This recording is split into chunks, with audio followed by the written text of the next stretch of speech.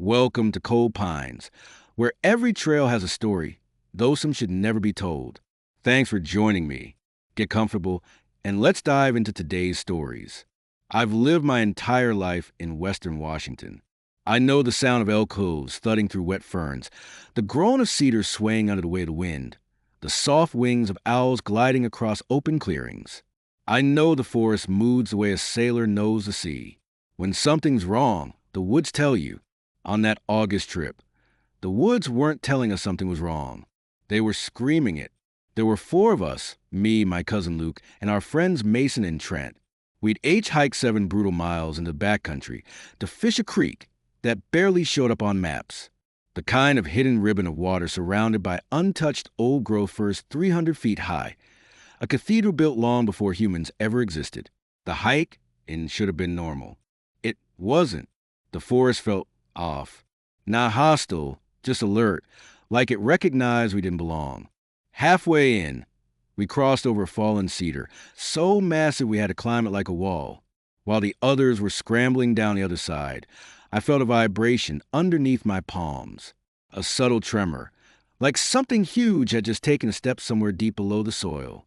I told myself it was just the wind shaking roots, but the air stayed still. Not even the ferns shivered.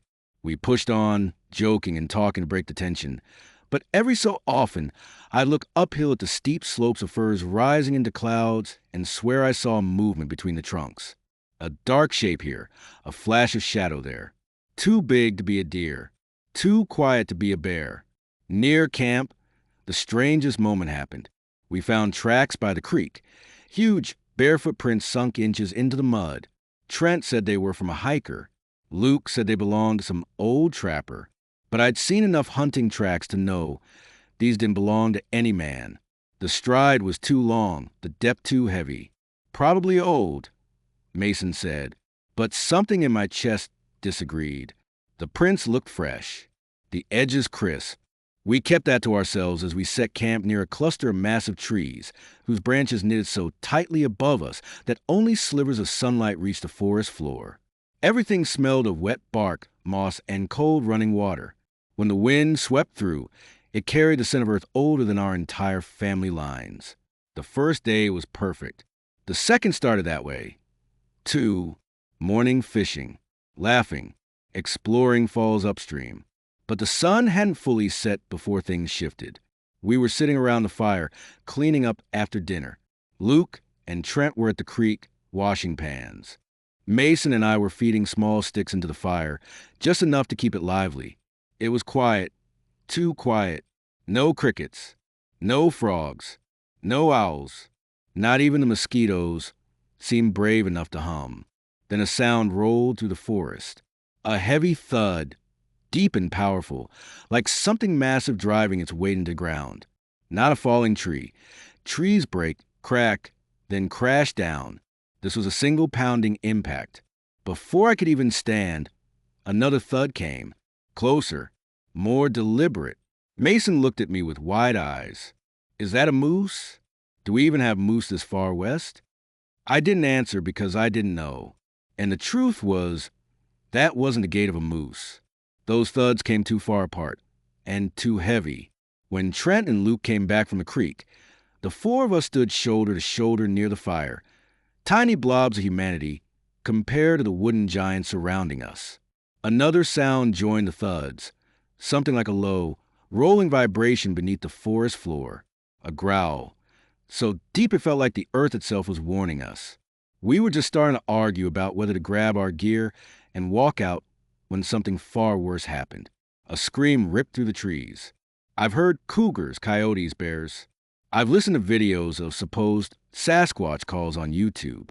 Nothing compares to the scream that echoed through that valley. It started low, like a groaning bellow, and rose to a pitch so high and violent it felt like shards of glass slicing into my ears. All of us froze. Then an answer, another scream, different in tone but eerily similar, coming from the opposite direction. Luke whispered, "There are two." A moment later, branches snapped somewhere to the east, then to the west. Heavy, purposeful movement. Trees shook as something huge brushed against them. What do we do? Trent whispered so quietly he barely made a sound. No one answered. The woods around us seemed to tighten, as if the trees themselves were bracing for something. The air felt thicker, harder to breathe. Even the creek quieted, reduced to small glugs of water curling around rocks. We killed the fire instantly, but the glow from the coals still made us visible.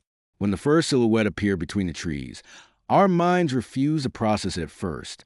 It stepped into a pocket of dying daylight, a shape at least 8, maybe 9 feet tall, broad chest, long arms nearly to its knees, fur matted and dark, swaying slightly with each step. The head turned, slowly, deliberately, revealing a face half hidden by thick hair, but unmistakably intelligent. It was no bear, no person. Then, from the west, another figure emerged, slightly taller, a little leaner, scarred across the torso, one ear torn almost clean off. Its silhouette was so massive it blocked out the rest of the forest behind it. The first one snorted hard, steam rising from its muzzle.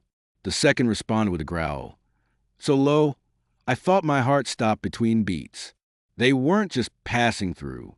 They were squaring up. Mason whispered, "We're in the middle of something." "Dude, we're right in the middle of it." I would have told him to shut up, but I couldn't speak.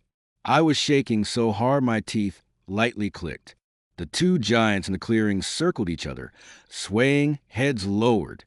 Their noises vibrated in the air like living thunder. Every instinct in my body screamed to run, but I knew running would be a death sentence. The brown one struck first. It lunged so fast the ground shook. Its massive hand slammed into the black one's chest, driving it backward into a trunk thick as a water tower. The impact echoed like a drum. Bark exploded everywhere. The black one roared, a deafening sound that felt like it cracked the night open. They collided again near the center of the clearing, fists and claws ripping and pounding. The brown one tore a huge chunk of fur and skin from the black one's arm. The black one responded by headbutting the brown, so hard its knees buckled. It was raw, ancient violence, the kind of battle predators engaged in long before humans learned speech. They were so close we could feel the wind of their movements. One wrong step from either of them, and we'd be mulch under their feet. The brown one tried to wrap its long arms around the black one's torso, squeezing, crushing. The black one broke free and hammered its fists into the brown one's back with the force of falling boulders. Trees cracked around them. Birds fled into the air in panic flurries. The ground trembled. Trent whimpered, "We're dead. Oh my God, we're dead." "Quiet," I hissed. "Don't let them notice us." But they already had. Just not enough to care. Not yet. Eventually, the black one gained the upper hand, slamming the brown one to the ground so hard the forest floor bounced. It pinned the brown one with a knee, snarling, drool dripping onto the brown one's chest. Its teeth descended toward the throat. The brown twisted, but too slow. A chunk of flesh tore free beneath the black one's jaws. Blood sprayed across ferns and stones, steaming in the cool air. The brown one let out a sound unlike anything I've heard, a mournful, agonized cry that shook something deep in my soul. The fight dragged them closer, too close. At one point, the brown one staggered to its feet, disoriented, and stumbled right toward us. Its enormous body slammed into the log we were crouched behind, pushing it an inch toward us. The impact sent a shockwave through my bones. It collapsed just feet away, gasping raggedly. The black one approached slowly, savoring its victory. When it finally loomed over the dying brown one, I saw its eyes catch the firelight. That's when it noticed us. It froze mid-step and tilted its head. Its nostrils flared. I swear I felt its gaze latch onto me specifically. For one horrifying moment, I thought it was going to finish off the brown one, then deal with the witnesses. It took a single step toward us, massive hand extending. But then a sound echoed through the valley. A deep, resonant hoot, not aggressive, commanding. Another answered, and another, dozens of voices, all around us, in the far tree line. The black giant paused. Its muscles relaxed. Without another glance at us, it turned and disappeared into the forest with long, earth-shaking strides. It vanished between two enormous trees. So quietly, it was like dissolving into darkness. We didn't move for a long time. The brown one lay dying beside us. Its breaths were slow, labored, wet, yet when it turned its head slightly, its eyes met mine. I expected rage. I expected fear. But there was something else, something ancient, knowing, a sadness that made my chest tighten. It exhaled a long, shuddering breath, and then its chest stopped moving. The forest seemed to bend inward in silence, the same way it does when a great tree falls. We left almost everything behind: tents, food, packs. We just grabbed essentials and left. The hike back was a blur of stumbling, crying, checking over our shoulders. Every snapped twig sent us into a panic. Every shadow felt like watching eyes. When we finally reached the truck at sunrise, I've never felt such relief and dread at the same time. Relief to be out. Dread, knowing something had changed in us. Before I opened the truck door, a single knock echoed from the forest, like with striking wood. Not aggressive, just deliberate. A reminder you saw what you shouldn't have. And the forest remembers. For 2 days, I barely slept. Every sound outside felt like footsteps. Every creak in the house made my heart jump.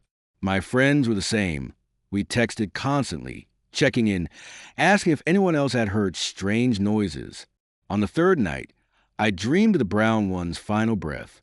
I woke up drenched in sweat. The fourth night was worse, because I wasn't dreaming. I'd driven out to clear my head, deep into another stretch of forest an hour from home. Somewhere familiar, somewhere that usually calmed me. I parked, hiked a short way down a trail, and sat by a stream as dust settled. I thought maybe being out there would make the memories fade, replace the terror with normal forest sounds. Instead, the woods went silent again. That impossible, suffocating silence. Then came the first thud. Far off, but deliberate. I stared into the darkening trees. Pulse quickening. Not again. It couldn't be again. But it was. A silhouette stepped out 60 yards upstream. Taller than the black one we'd seen earlier that week. Wider. Scarred across one side of its face. Eyes reflecting faint orange glow from the last shred of sunset. It wasn't just a Sasquatch. It was something older, something higher in the hierarchy. And it knew me. It hooted once, deep and resonant. A command. The air shifted, and 2 more shapes appeared behind it. Not as big, but huge enough to be nightmares. The leader stepped closer, sniffing the air.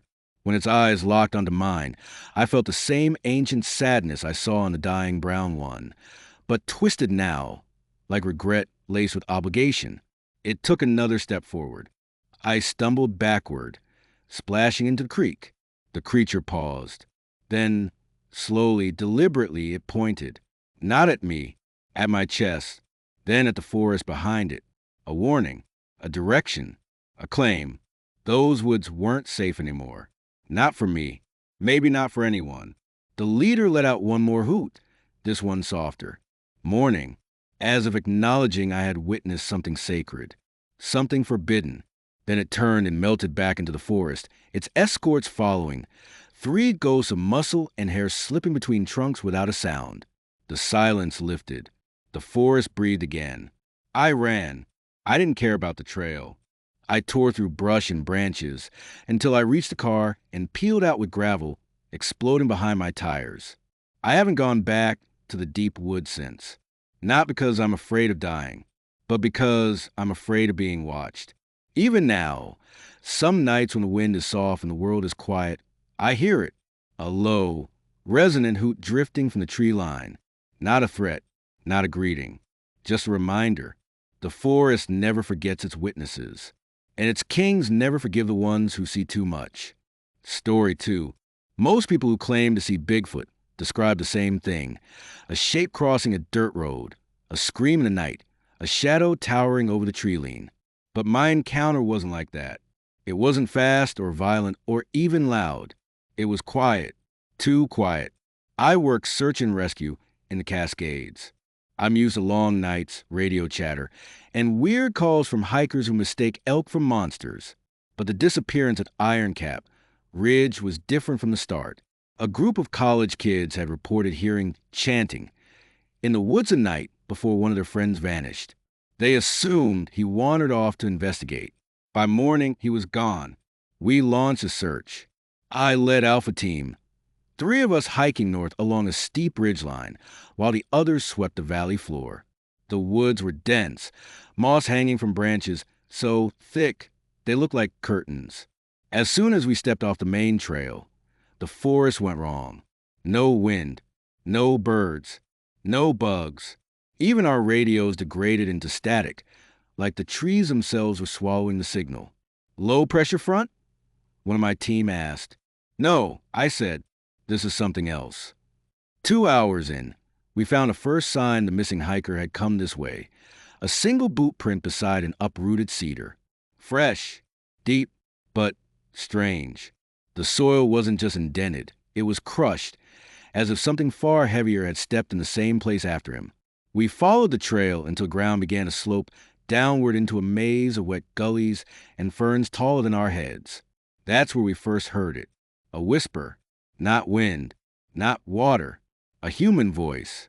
Faint, rhythmic, almost like murmured prayer. We froze. The voice echoed lightly, carried to the trees in an unnerving pattern, too steady, too intentional. What is that? Someone whispered behind me. I didn't answer. I tightened my hand on my flashlight and stepped forward into the thickest patch of trees. The whispering stopped instantly. Then something moved. Slow, deliberate steps, far heavier than human, circling us just outside the perimeter of visibility. We held position, backs to each other. Branches rustled above us, followed by a low, guttural exhale. I felt it vibrate through my ribs. Whatever was out there was huge, but it wasn't approaching. It was listening, like it was studying how we breathed, how we shifted our weight, how our hearts beat. We stayed locked in place for over a minute, which felt like hours, before I motioned us to retreat back to the ridge. We radioed base, but all they heard was static. We resumed searching with caution, marking trees so we wouldn't lose the path. But soon we discovered our marks were being changed. Every tree we passed later had new marks carved over ours. Long vertical slashes. Deep, made by something incredibly strong. Maybe the kid did this? One of my team suggested, half pleading. No, I said, look at the height. The gouges were nearly 8 feet off the ground. We pressed on anyway. The job demands it, even when your instincts beg you to turn back. And eventually, we found where the hiker had spent the night, a makeshift camp beneath a low overhang of rock. His pack was untouched. A notebook lay open beside the ashes of a dead fire. He had been writing when something interrupted him. The final line said, "It's close now. I hear breathing. I hear whispering. If anyone finds this, don't try to follow the voice. It's not a person." I felt a cold sweat trickle down my spine. Then we heard the voice again. Closer, much closer. Not whispered now. Spoken softly, clearly, in the missing hiker's voice. "Hello? Is someone there?" My teammates called out immediately. I grabbed them. "Shut up. That's not him." Because the voice wasn't coming from a single direction anymore. It was coming from above us. I lifted my light, and that's when we saw it. A huge shape crouched in the branches 30 feet overhead. Not standing, not hiding, crouched, watching us with enormous amber eyes. The creature was massive, shoulders like a bull, arms dangling long enough to wrap around the trunk it perched on. Its fur blended into bark, so completely I realized it had been there the whole time, camouflaged in plain sight. For a full 10 seconds, it didn't move, didn't blink, didn't breathe. Then it imitated the missing hiker's voice again, perfectly. "Help, please." The inflection was flawless, the cadence identical. But the mouth wasn't forming those words. The sound came from deep inside its chest, almost like an echo chamber. One of my teammates whispered, "It's mimicking."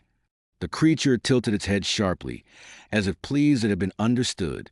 Then it dropped from the tree with such speed that we scrambled backward, expecting impact.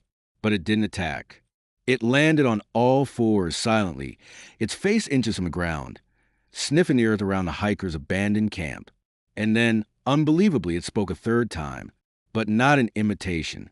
This time, it whispered something that didn't belong to any human language. Deep layered syllables, resonant, ritualistic, like a chant echoing through a cavern. The hair on my arms rose. My teammate slowly raised his rifle. Don't, I whispered. Don't even think about it. The creature went silent, completely still. Then it turned its head toward us. Not fast, not threatening, but with the slow precision of something that has no natural predators. It must have been 9 feet tall now that it stood fully upright. Its chest expanded in a massive inhale, and for a moment I thought it would roar. Instead, it did something far worse. It stepped aside, revealing another figure behind it, the missing hiker, alive, standing there barefoot and expressionless. His eyes were wide, vacant, unfocused. His shirt was shredded. His skin was smeared with mud in strange symmetrical patterns. He wasn't restrained. He could have walked away, but he didn't. He just stood beside the creature, head slightly tilted, mirroring its posture exactly. "Sir," I called out, "can you hear me?" No reaction, not even a blink. The creature made a single low pulse of sound, not a word, not a growl, more like a command. The hiker responded immediately, stepping closer to the creature's side, placing his hand against his thigh, like a child clinging to a parent. Before we could move, the creature turned, wrapped one massive arm around the hiker, and without another sound began striding deeper into the forest. I yelled for my team to follow. We were trained for this, but the forest suddenly erupted with noise. Not animal noise. Wood knocking. Hoots. Chanted vocalizations from every direction. We were surrounded, not by one creature, by at least a dozen. Shapes moved behind trees. Shadows shifted between ferns. Amber eyes blinked in thickets we had passed minutes earlier without noticing. They had been there the whole time. We retreated. There was no choice. Every instinct screamed that if we advanced another 10 yards, we'd never leave the forest again. We radioed command once we regained signal. Reinforcements arrived an hour later. But by then, the hiker and the creatures were gone. We searched for 2 full days. No trail, no prints, not even a broken branch. It was as if the forest had erased them. 3 months passed before the hiker was finally found, 15 miles away, naked, starving, disoriented, alive, but not the same. His speech was fragmented. He kept repeating the same phrase. He listens. He listens. Don't make sound in the dark. He listens. Medical evaluation said he wasn't traumatized. His brain waves suggested something else entirely, like he'd been entrained into a rhythmic pattern, a trance state. When they tried to interview him, he'd stare at the wall for long minutes before whispering. They'd talk in the trees. He never returned to school. He never left the city again. Last I heard, he hasn't been near a forest in over a year. As for me, some nights when I'm out on rescue calls and the woods grow unervingly quiet, I swear I hear whispering again. Not words, not a voice, just a slow, rhythmic sound of something enormous breathing in the dark. Listening. And that's all we have for this time. Thanks for listening. If you enjoyed the stories I shared today, please like and subscribe. And remember, fear grows in the quiet places.